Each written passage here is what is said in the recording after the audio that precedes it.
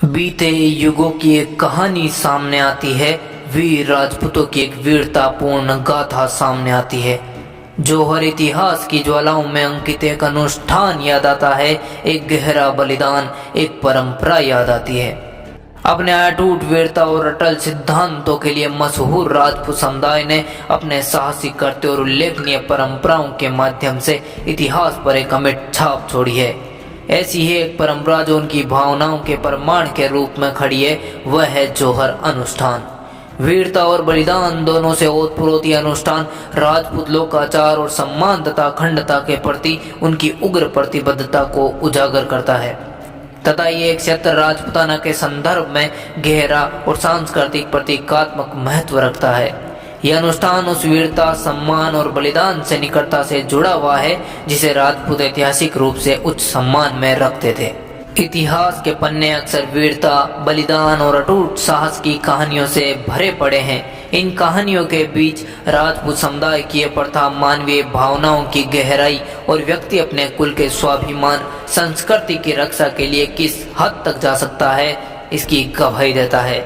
जौहर विशेष रूप से राजपूत महिलाओं द्वारा सामूहिक आत्मदाह का एक विस्मयकारी अध्याय है, जिसे इसके ऐतिहासिक महत्व और अपनी विरासत को संरक्षित करने के लिए इन माताओं द्वारा किए गए गहन बलिदानों को याद रखने और समझने की आवश्यकता है।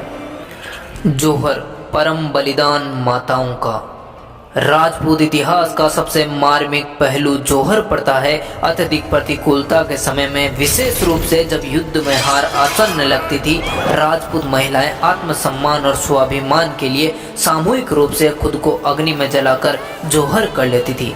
इस हृदय विदारक कृत्य ने उनके मूल्यों, पारिवारिक सम्मान और उनके समुदाय की गरिमा के संरक्षण के प्रति उनकी अटूट भक्ति का उदाहरण दिया है। जौहर के ऐतिहासिक उदाहरण: चित्तौड़गढ़ 1303 ईस्वी। इतिहास में जौहर के कई उदाहरण दर्ज है, जिनमें से प्रत्येक अपने सम्मान और वंश की रक्षा के लिए राजपूत महिलाओं के दृढ़ संकल्प को दर्शाता है।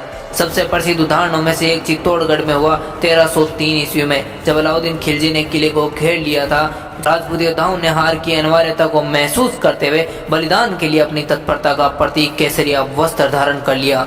रानी मां पद्मिनी के नेतृत्व में राजपूत महिलाओं ने आत्मसमर्पण को तैयार नहीं होकर आक्रमणकारियों से अपने स्वाभिमान को बचाने के लिए दिए और मालाएं लेकर किले के भीतर कक्ष की ओर चली गई, जहां उन्होंने जौहर कुंड को प्रज्वलित कर आग की लपटों को गले लगा लिया। उनका बलिदान समय समय पर गूंजता रहा और आने वाली पीढ़ियों को प्रेरणा देता रहा।